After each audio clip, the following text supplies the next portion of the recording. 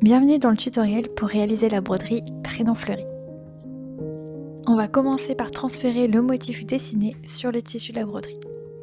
On va utiliser cette petite astuce pour se faciliter la vie qui consiste à découper le cercle du motif. Une fois le cercle découpé, on va venir prendre notre tambour avec le tissu dedans en vérifiant bien qu'il est tendu tout autour et en serrant bien la vis. Et on va venir insérer le papier au dos du tambour en appuyant bien sur tous les contours pour qu'il soit bien calé à l'intérieur. Cette astuce permet de dessiner le motif directement dans le bon sens, comme ça on n'a pas besoin de retourner le tissu dans le tambour. En plus, ça permet de garder le motif bien stable et donc de ne pas avoir d'erreur de décalage quand on le reproduit. Une fois qu'on a terminé de dessiner le motif, on va pouvoir enlever le papier. Et maintenant, on va pouvoir commencer à broder. Pour la première étape, on va prendre la couleur beige. Couper une première longueur de fil, moins d'1 mètre pour ne pas être trop embêté. Puis on va faire 1 ou 2 nœuds à une des extrémités du fil. Puis passer l'autre extrémité dans le chat de la grande aiguille. Et on va pouvoir commencer les premiers points de broderie. Placer l'aiguille derrière le tambour à l'extrémité d'une ligne et piquer pour la faire passer sur le devant. On va ensuite venir piquer environ 1 demi-centimètre plus loin sur la ligne et faire passer l'aiguille de l'autre côté du tambour. On va de nouveau repiquer 1 demi-centimètre plus loin, mais cette fois-ci en passant de l'arrière vers l'avant du tambour. Et on tire bien son fil jusqu'au bout à chaque fois. Ensuite, on va piquer dans l'avant-dernier trou qu'on vient de faire, juste à l'extrémité du premier point. Ce point s'appelle le point arrière et on va faire toute la ligne comme ça. Donc on passe l'aiguille de l'arrière vers l'avant, on tire son fil et on vient repiquer dans l'avant-dernier trou.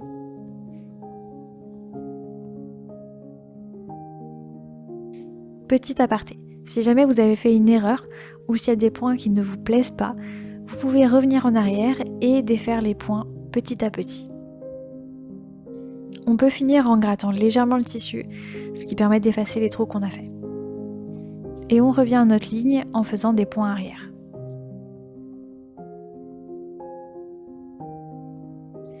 Une fois la première ligne terminée, on va pouvoir retourner le tambour et sécuriser notre fil. Pour ce faire, on peut passer l'aiguille plusieurs fois en dessous les derniers points qu'on vient de faire. Puis on va passer l'aiguille une dernière fois sous un point, sans tirer le fil jusqu'au bout. Et la boucle qui va nous rester va nous permettre de passer l'aiguille dedans et ça va faire un nœud quand on va tirer. On peut faire 1 ou 2 nœuds de cette manière et on va couper le fil qui reste. On va ensuite faire la deuxième ligne exactement de la même manière. Une fois nos 2 lignes terminées, on va pouvoir passer à la couleur pêche. Ça va nous permettre de créer du détail sur ces lignes. On va piquer de l'arrière vers l'avant du tambour à l'extrémité d'une des lignes. On va ensuite venir glisser l'aiguille sous le premier point couleur beige et tirer notre fil jusqu'au bout.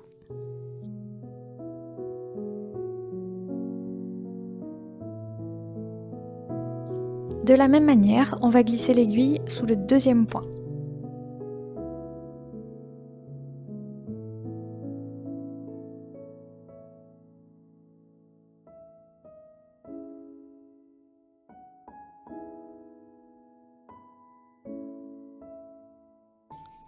Et on va continuer ainsi de suite sous chacun des points arrière qu'on a fait. Pour bien garder cet effet torsadé, il faut bien passer l'aiguille dans le même sens à chaque fois. Ici par exemple, je pars du dessous de la ligne pour aller vers le dessus. Une fois arrivé au bout de la ligne, on passe simplement son aiguille de l'autre côté du tambour. Et on refait exactement la même chose sur la deuxième ligne. On va maintenant pouvoir broder le prénom. Pour qu'il ait cette texture un peu plus fine, on va venir séparer notre fil en 2. Et donc seulement garder 3 brins. Pour faire les lettres, on va utiliser la même technique du début pour faire les lignes. On commence donc en faisant des points arrière. On peut les faire quand même un peu plus petits que les lignes. Ça nous permettra de mieux s'adapter aux courbes des lettres. Je vous conseille de broder dans le même ordre que si vous écriviez les lettres. Ce sera plus naturel comme procédé.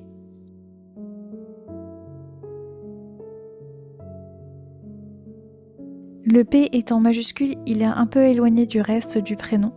Du coup, je vais m'occuper de cette lettre en premier, en la faisant du début à la fin.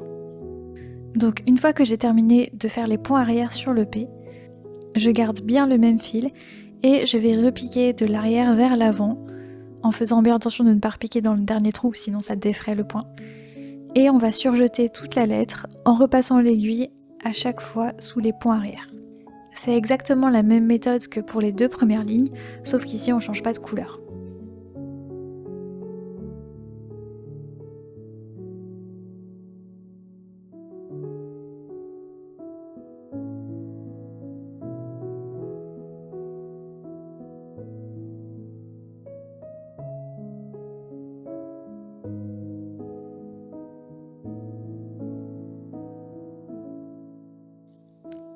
Et on va continuer toutes les lettres en point arrière pour commencer. Et si jamais vous avez des lettres qui ont un croisement, comme le H ici, on va faire attention à ne pas superposer les points, et donc on ne va pas enchaîner nos points arrière, mais bien reprendre le point suivant un peu plus loin, comme si on arrêtait et reprenait nos points pour laisser passer la ligne supérieure au-dessus. Je continue mes lettres en point arrière jusqu'au bout. Une fois arrivé à la fin, je repasse l'aiguille de l'autre côté et je la glisse sous chacun des points arrière pour surjeter le prénom, toujours dans le même sens. Encore une fois, attention au croisement, notamment au niveau des deux points arrière qu'on a un peu séparés. Pour faire un joli surjeté, on va devoir passer l'aiguille de l'autre côté du tambour, comme si on finissait le tracé à cet endroit. Et on va repiquer un peu plus loin de l'arrière vers l'avant du tambour donc, et continuer à glisser l'aiguille sous les points arrière qui suivent. L'idée étant de créer une discontinuité dans nos points pour permettre à la suite de la ligne, elle, d'être continue et donc de passer par-dessus. Voilà pour le prénom. On va pouvoir passer maintenant à la couleur marron. On va commencer par faire la feuille en haut à droite en point d'arête. Piquer à la pointe de la feuille de l'arrière vers l'avant du tambour. Puis repiquer un peu plus bas au centre de la feuille.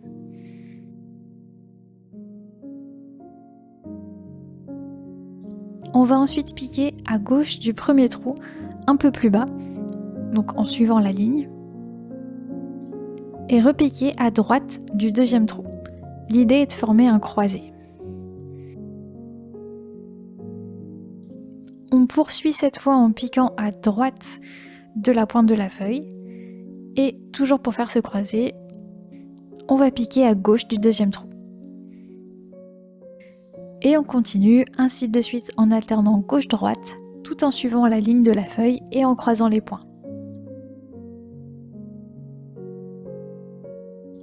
Une fois notre feuille terminée, on va continuer sur la ligne juste à côté avec des points de tige.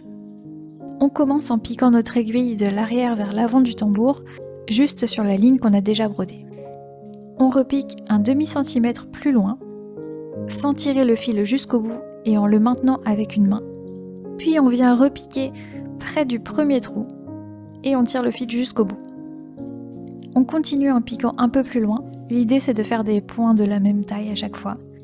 On garde le fil maintenu dans une main et on pique dans l'avant-dernier trou et on tire.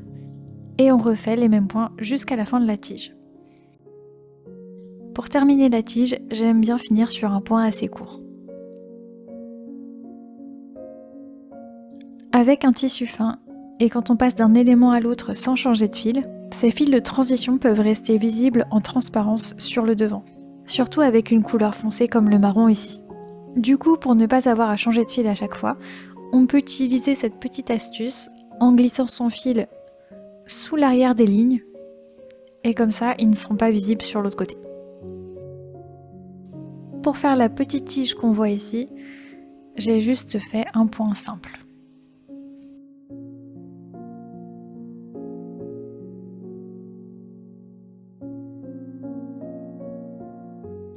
Et de nouveau, je recommence l'astuce en glissant mon aiguille sous le fil de la ligne.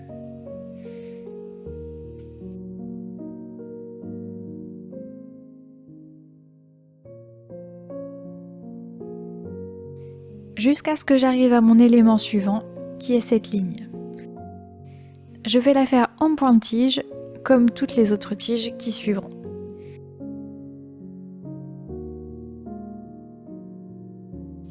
Une fois toutes ces tiges terminées, on va pouvoir retourner notre tambour et passer à la partie inférieure. Je continue toujours les tiges en point de tige et je vais faire ces 2 feuilles du milieu en point d'arête, comme notre première feuille.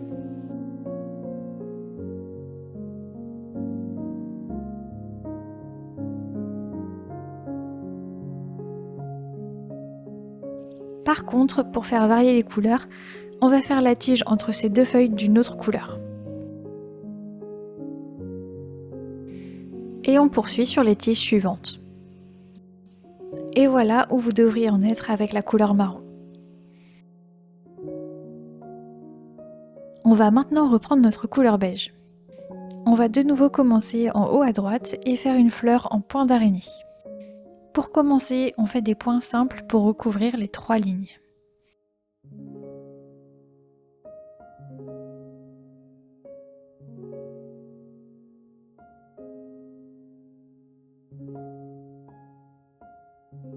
Attention à ne pas embarquer les fils marrons des points précédents avec vous.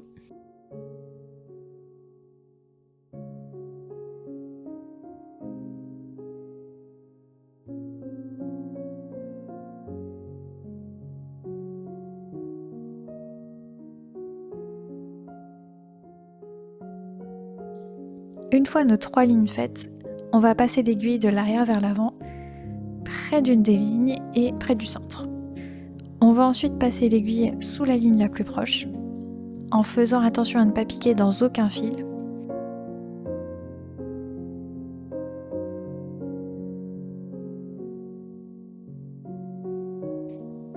Et on tire son fil. On va ensuite rester au-dessus la ligne suivante et passer en dessous la ligne d'après. L'idée, ça va être d'alterner dessus-dessous à chaque ligne. Donc ici, je saute la ligne suivante et je glisse l'aiguille en dessous la ligne d'après. Attention à ne pas trop tirer sur votre fil. L'idée, c'est que le fil se pose délicatement et forme un cercle petit à petit. On peut venir desserrer un petit peu le fil avec l'aiguille si on trouve que c'est un peu serré. On a terminé quand on ne voit plus ou quasiment plus les lignes de départ et on va faire un dernier point en passant l'aiguille de l'arrière vers l'avant du tambour et on peut s'en servir pour cacher justement ces lignes de départ si besoin. On poursuit sur les fleurs qui sont juste à côté et qui sont inspirées des tulipes. Encore une fois, on recouvre les lignes avec des points simples.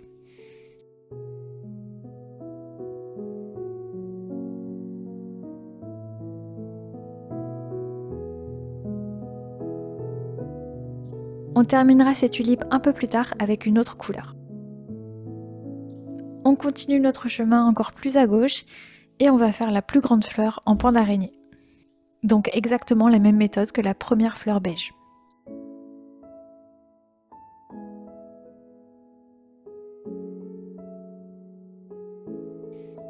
Et on alterne toujours bien, une fois dessus, une fois dessous.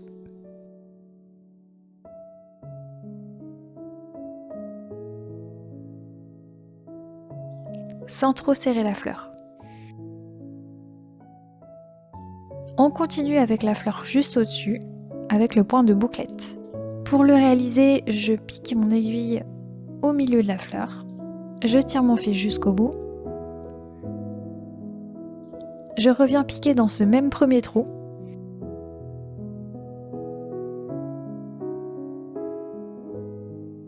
et cette fois je ne tire pas mon fil jusqu'au bout, je le maintiens avec une main. On refait sortir l'aiguille au niveau du bout du pétale et on place la bouclette qu'on maintenait à travers l'aiguille. On peut maintenant tirer l'aiguille et son fil jusqu'au bout pour resserrer la bouclette. Et pour sécuriser le pétale, je viens piquer dans le même trou que je viens de faire. Et on tire jusqu'au bout. Et on continue avec ce point de bouclette sur chacun des pétales suivants.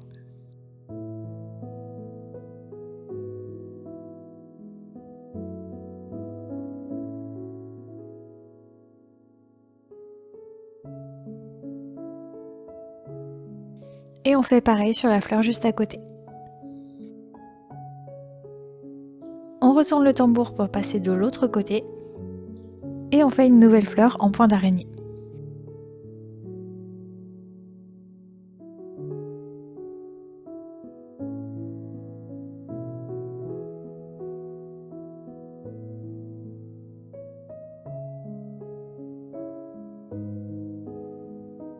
Si jamais vous arrivez à court de fil au milieu de votre fleur, vous pouvez passer votre aiguille de l'autre côté. On fait un nœud pour sécuriser le fil comme d'habitude. On reprend un tout nouveau fil et on va piquer à l'endroit où on s'est arrêté. Et on reprend exactement là où on était rendu dans les dessus-dessous. On continue un peu plus à gauche et on va seulement faire la tulipe du milieu. Comme on a fait juste avant, on recouvre les lignes de points simples.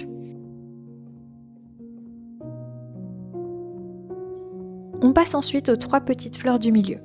L'idée, ça va être de faire 4 ou 5 points simples, les uns à la suite des autres, en faisant des plus grands pour les extrémités.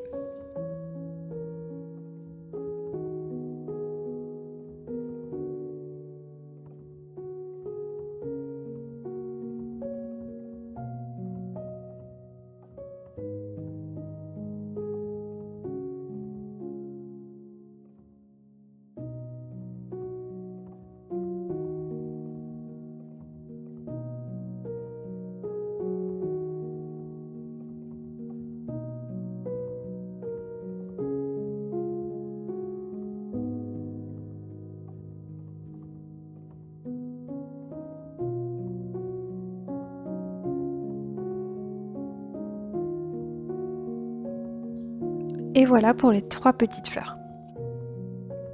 On continue ensuite avec la dernière grosse fleur. On va utiliser le passé plat, enfin presque. Le problème des fleurs de ce type, c'est que le bord extérieur du pétale est plus large que la partie intérieure, près du centre de la fleur. Du coup, si on fait des points simples de la bordure extérieure vers l'intérieur, on va se retrouver avec des points très serrés vers le centre de la fleur et ça va être de plus en plus difficile de passer l'aiguille. Du coup, pour contrer ce problème, on va commencer par faire des points plus courts et donc qui ne vont pas jusqu'au bout du pétale. Je fais commencer mes points simples en suivant la bordure du pétale et en laissant l'espace de faire un autre point entre chacun de mes points. Je remplis donc mon pétale une première fois de cette manière.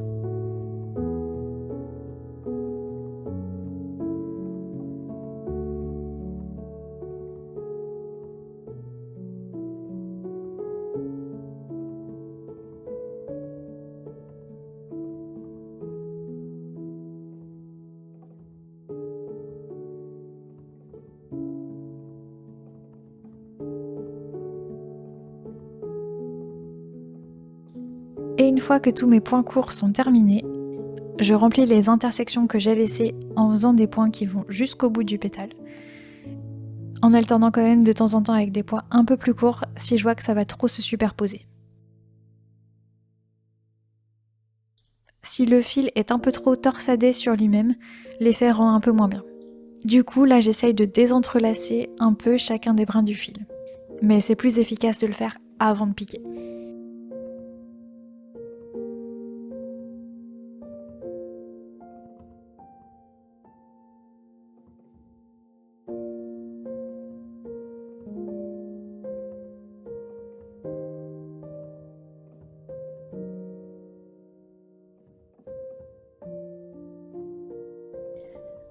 Voilà pour le premier pétale, et on fait les autres de la même manière. Et voilà pour la partie beige inférieure. On reprend maintenant notre couleur pêche. On commence sur la partie supérieure où on va revenir sur nos premières tulipes. L'idée, ça va être de faire des points de bouclettes par-dessus les lignes beige. On commence par les bouclettes de droite et de gauche et on terminera par celle du milieu pour qu'elle soit par-dessus les autres et que ça fasse un joli effet symétrique.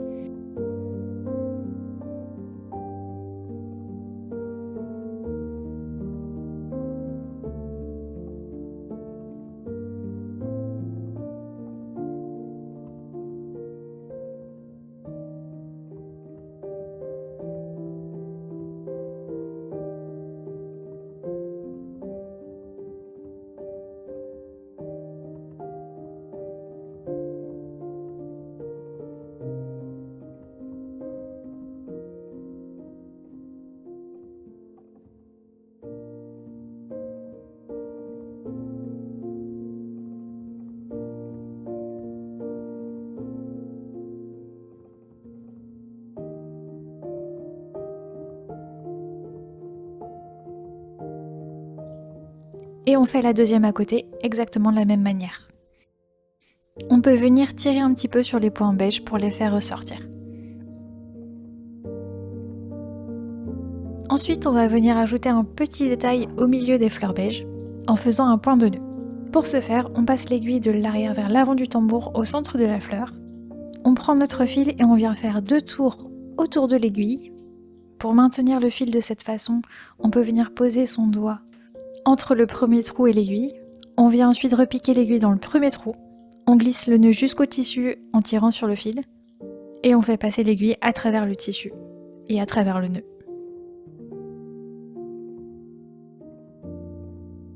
On continue juste en dessous en faisant une fleur en point d'araignée.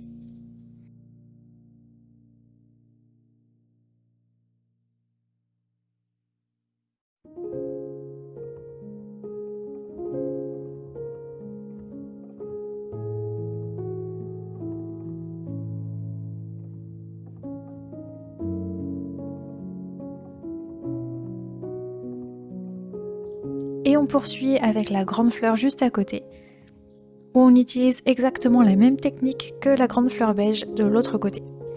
C'est-à-dire qu'on va commencer par faire des points courts en laissant des petites intersections et on repassera sur le pétale pour le recouvrir en entier.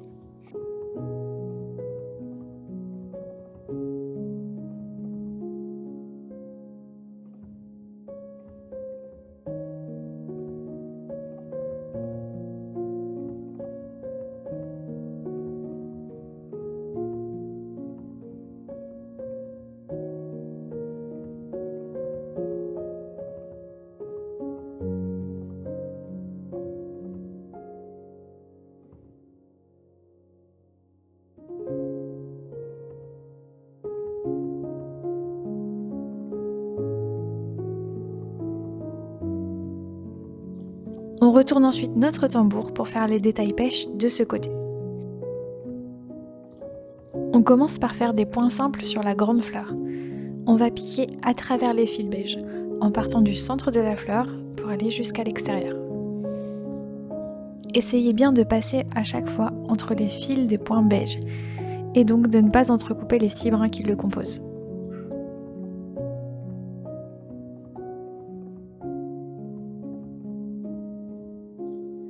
Suivant la taille du pétale, on va faire 2 ou 3 points simples.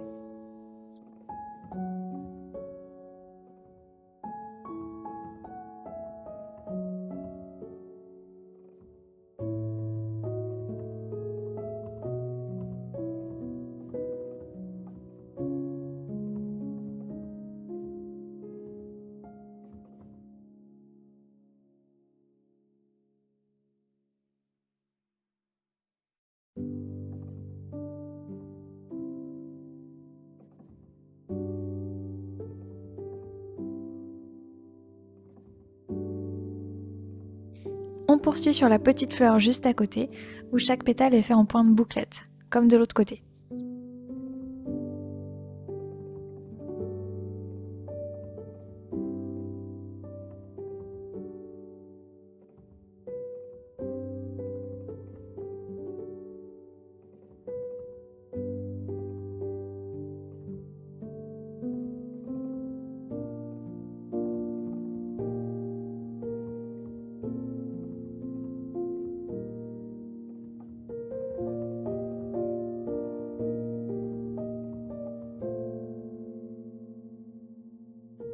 Et on va faire la deuxième fleur en point de bouclette aussi.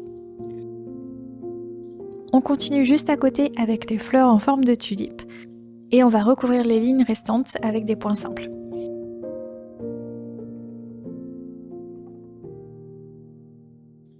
On vient ensuite finaliser la fleur du milieu en rajoutant des points de bouclette, en commençant par celle de gauche et de droite et en terminant par celle du milieu.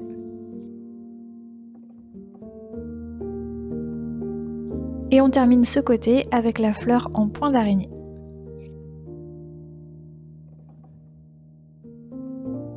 On reste toujours de ce côté et on va reprendre notre couleur beige pour ajouter des petits détails. Ici, on va rajouter des points de nœud au milieu des fleurs en point de bouclette.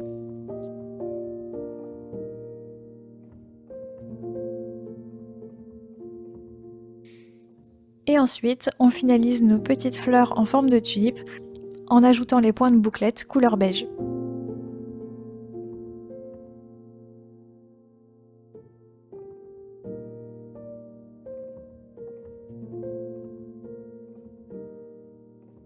Voilà pour ce côté, et on retourne encore une fois le tambour. On va ensuite faire le centre de la grande fleur de l'autre côté, avec des points de nœud couleur beige.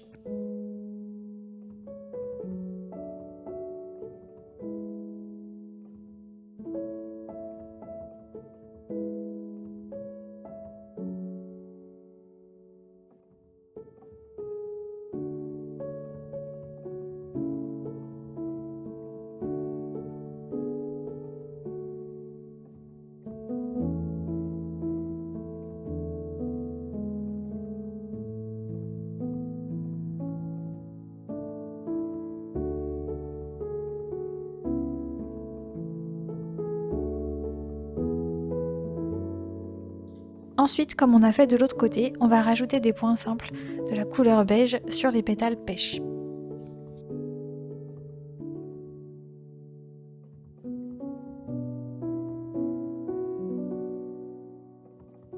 On va maintenant pouvoir ajouter les perles.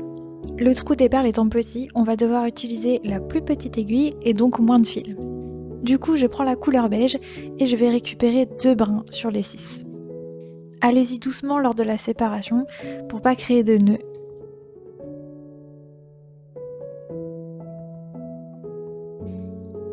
On va ensuite venir faire plusieurs nœuds à une extrémité du fil.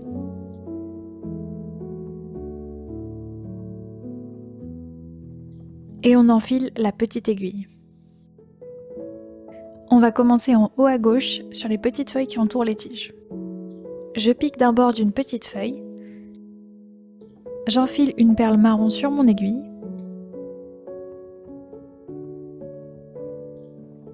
Et je viens piquer sur le bord opposé de la petite feuille. Pour l'instant, on va s'occuper de mettre toutes les perles et on fera le contour de ces petites feuilles juste après. Je continue sur la petite feuille suivante et donc on mettra toujours les perles couleur marron sur les petites feuilles.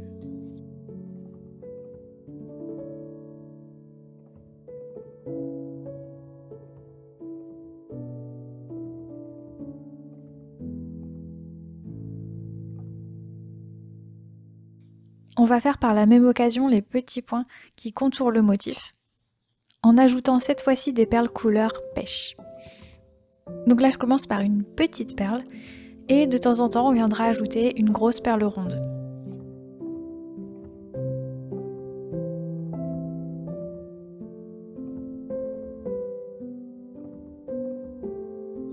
Voilà, ici je choisis d'ajouter une grosse perle. Pour que la perle soit bien à plat et que le trou soit pas face à nous quand on regarde le tambour, prévoyez de faire un point assez large. Si jamais vous avez fait un point trop court et que le positionnement de la perle ne vous plaît pas, n'hésitez pas à défaire le point et recommencer. Et donc voilà pour la partie perle sur le haut, et on va passer de l'autre côté. On reprend donc exactement la même technique en ajoutant des petites perles couleur pêche sur les points, des couleurs marron sur les tiges et de temps en temps des grosses perles. On va maintenant pouvoir faire cette tige et les contours des petites feuilles. On prend donc la dernière couleur qui nous reste, le marron clair. On reprend notre grande aiguille et les 6 brins complets du fil et on va faire des points de bouclette autour de chaque petite perle marron.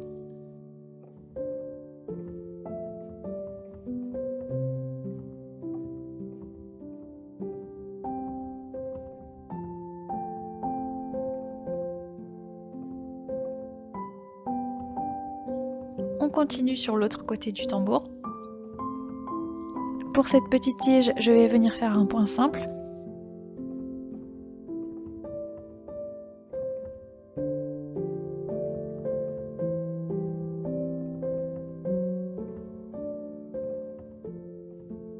Et pour la fleur qui reste au milieu, on va faire des points de tige.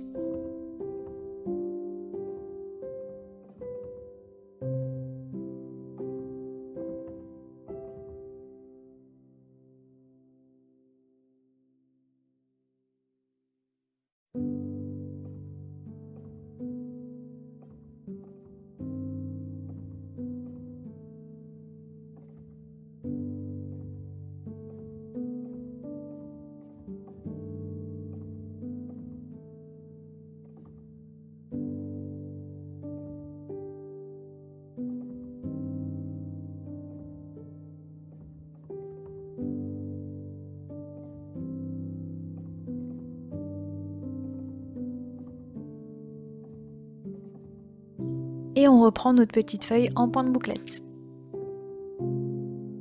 Voilà pour le bas. Et félicitations, la broderie est maintenant terminée. J'espère que vous avez pris plaisir à la réaliser et que cela vous a donné envie d'en faire d'autres. Merci d'avoir choisi Pic et Pêche et à bientôt pour une prochaine broderie.